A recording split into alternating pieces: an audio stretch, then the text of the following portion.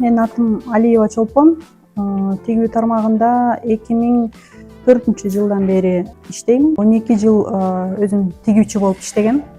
Тигүүчү болуп, анан технолог болуп иштегем. Өзүм цехимди 2017-жылы ачтым да.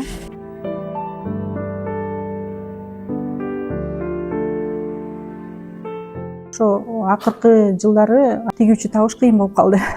Особенно биздин өзүбүздүн кыргыз тигүүчү кыздарыбыз, эжелерибиз.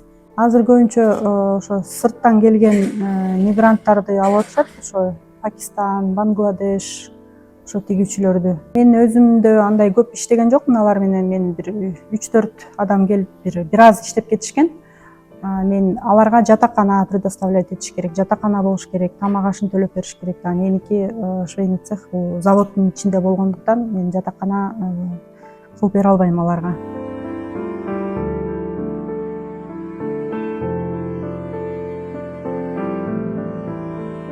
Азыр аябай качествого басым берилет да. Анткени биздин тигилип аткандар ошо Валбериске кетет.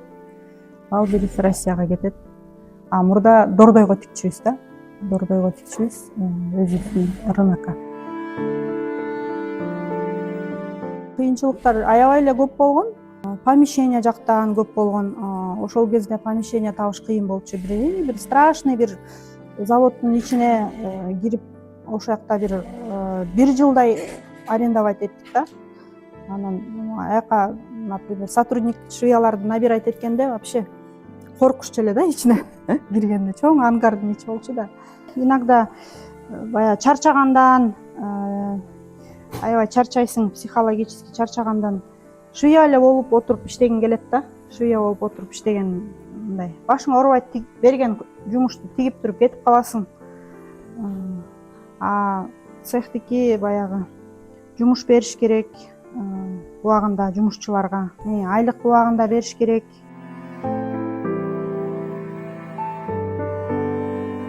Переживать этесиң, цехтики аябай эле сложный. Меники 2 жылда чачым агарды го.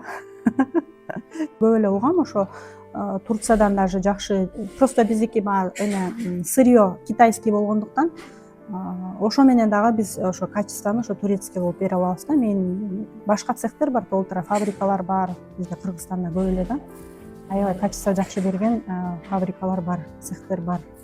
На уровне Турции, даже Италии бергендер бар да. Мен өзүм производствону жакшы көрөм да. Аябай өзүм тиккенди жакшы көрөм, образецтерди өзүм тигем. Хоть мужской, хоть женский баарын тиге алам да. Чоңойтуп, Турциянын уровенинде, Кытайдын уровенинде чоңойткум келет. Ошондой максаттар бар да. Алдыда өзүбүздүн бренд кылып